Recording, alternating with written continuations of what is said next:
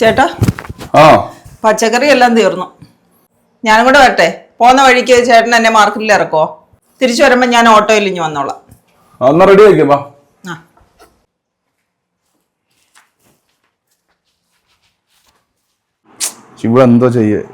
എന്താ ചെയ്യുക ചേട്ടാ? ഇവിടെ കവർ നോക്കിയിട്ട് ഒന്നും കാണുന്നില്ല. കവറൊന്നും വേണ്ട, കവർ അവിടെ നിന്ന് മേടിക്കാം. ഇങ്ങോട്ട് പെട്ടെന്നോ. എങ്കിൽ ദാ വരുന്നു ഞാന്. മോളെ, എന്താ വെച്ചാ? നിങ്ങൾ മാർക്കറ്റിൽ പോവാണെങ്കിൽ അച്ഛൻ ഈ 3 സാധനം കൊണ്ടൊന്ന് മേടിച്ചോണ്ട് തരണേ.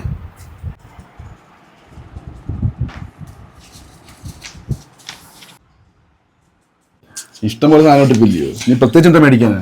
ആർക്കറിയാം. ഞാൻ തുറന്നു നോക്കിയത്. കത്തായിട്ടാ ഇത്.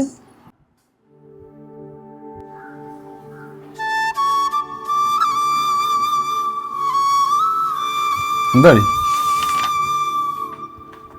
മക്കളെ, കുറച്ച് വർഷങ്ങളായിട്ട് എന്നെ കാണാനും കേൾക്കാനും ആരുമില്ല. ഞാൻ ഈ വലിയ വീട്ടിൽ ഒറ്റയ്ക്കാണ്. പറ്റുമെങ്കിൽ 2 കണ്ണുകളും 2 ചെവികളും എന്നെ മനസ്സിലാക്കുന്ന ഒരു മനസ്സ് മാർക്കറ്റിൽ നിന്ന് ഈ അച്ഛന് വാങ്ങിക്കൊണ്ട് തരണം. എന്നെ കാണാനും കേൾക്കാനും ആരുമില്ലാത്ത ജീവിതം മടുത്തുപോയി.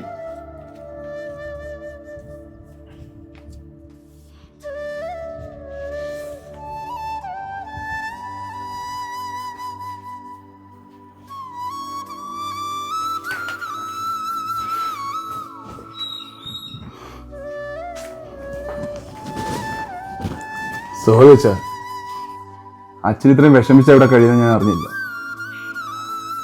അച്ഛൻ കമ്പനിയിലെ പ്രഷറും വർക്കുകളും എല്ലാം കഴിഞ്ഞ് വീട്ടിൽ വന്ന് എന്തെങ്കിലും കഴിച്ച് കിടക്കാനാണ് ഞാൻ നോക്കുന്നത്. അതിനിടയ്ക്ക് അച്ഛനുണ്ടോ ഉറങ്ങി ഒന്നും എനിക്ക് തിരക്കാൻ പറ്റിയില്ല. എന്നോട് ക്ഷമിക്കണം വെച്ചാൽ.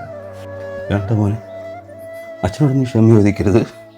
ഞാനും അതെ അച്ഛാ, എൻ്റെ ഭാഗത്തും തെറ്റുണ്ടായിട്ടുണ്ട്. അച്ഛന് ചോറ് വിളമ്പിത്തരും, അച്ഛൻ്റെ തുണി അലക്കിത്തരും എന്നല്ലാതെ അച്ഛൻ്റെ യാതൊരു കാര്യത്തിലും ഞാനും ശ്രദ്ധിച്ചിട്ടില്ല.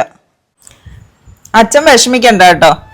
അച്ഛനെ കാണാനും അച്ഛനെ കേൾക്കാനും ഇനി ഞങ്ങൾ 2 ആളും ഉണ്ട്. അച്ഛന് സന്തോഷമായി മോളെ. നിങ്ങൾ എന്നെ മനസ്സിലാക്കിയല്ലോ. ഞാനിനി ഒറ്റയ്ക്കല്ല.